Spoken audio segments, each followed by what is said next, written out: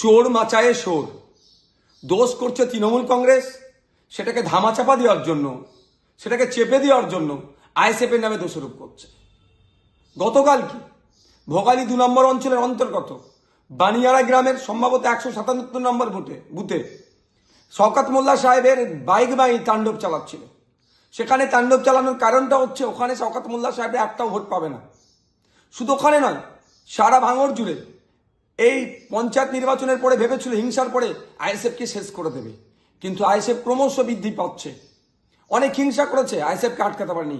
এই লোকসভা নির্বাচনের প্রাককালেও টাকা পয়সার লোভ, ভয় দেখানো, মিথ্যা কেস, তৃণমূল তাদের পার্টি অফিস পুড়িয়ে আইএসএফের ছেলেদের নামে মিথ্যা কেস, তাদের বাড়ি ঘর পুড়িয়ে দিয়ে আইএসএফের নামে মিথ্যা কেস, তারা বংচাজ করে আইএসএফের নামে মিথ্যা কেস দেবো, আইএসএফকে আটকাতে পারেনি।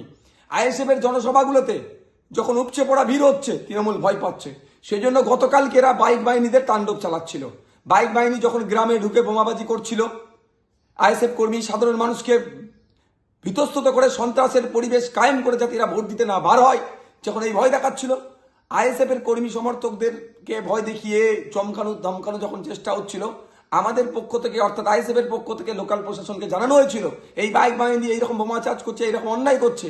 কিন্তু দুঃখের বিষয়, সদার্থক ভূমিকা নেয়নি, যথাসময়ে পুলিশ এসে পৌঁছায়নি। কিন্তু পাপ কেউ ঝাড়ে না। এদের পাপ করছিল, এদের ছোড়া বোমে, এদের বোমেতে এরা আঘাতপ্রাপ্ত হয়েছে। এখন এদের যে অন্যায় করেছে এই দোষটাকে ঢাকা দেওয়ার জন্য আইএসএফ এর নামে মিথ্যাচার করছে, আইএসএফ কে দেখে দিতে চাইছে। দুঃখের বিষয়, প্রশাসনও আজকে কলকাতা পুলিশও তার সুনাম তার ধরে রাখতে পারছে না। কলকাতা পুলিশও শাসকের দলদাসে পরিণত হতে চলেছে। আমাদের ছেলেদের নামে মিথ্যা মামলা দিচ্ছে, আমাদেরকে দোষারোপ করার চেষ্টা করছে।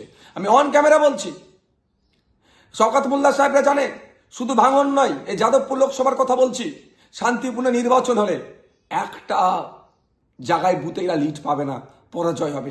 সেই জন্য পরাজয়ের ভয়ে আইএসএফ এর কর্মীদের উপরে মিথ্যা মামলা দিয়ে যারা কর্মীরা যাতে না বুথে বসতে পারে, সেই জন্য এইগুলো অন্যায়গুলো করছে আর আমাদের নামে দোষগুলো চাপিয়ে দিচ্ছে। আমাদের পুলিশ যে অ্যারেস্ট করেছে, আমাদের একজন ইলেকশন বুথের এজেন্ট হওয়ার যিনি প্রস্তুতি ছিল, তাকে পর্যন্ত অ্যারেস্ট করেছে। গতকালকে ভাঙড় 1 নম্বর ব্লকেও এক এজেন্টকেও পুলিশ রাতের অন্ধকারে দিয়ে ধরে নিয়ে এসেছে। অপরাধটা কি আমাদের? আমরা আইএসএফ করছি কেন? আমরা যদি সবাই তৃণমূল শাসক দলের নাম লিখিয়ে দিই, আমাদের থেকে ভালো ছেলে আর ভাঙড়ে বা সারা পশ্চিমবাংলায় খুঁজে পাওয়া যাবে না। কিন্তু আমরা ন্যায় প্রতিষ্ঠা করতে নেমেছি। এই শাসকের হুমকি চুমকি মিথ্যা কেস পুলিশকে দিয়ে আমাদেরকে আটকে রাখতে পারবে না। আমরা লক্ষ্য অবিচল, লক্ষ্য আমাদের স্থির। তৃণমূল মুক্ত ভাঙড় করব, দুর্নীতিমুক্ত ভাঙড় করব, তৃণমূল এবং দুর্নীতিমুক্ত বাংলা করব, সেই লড়াই আমরা অবিচল আছি।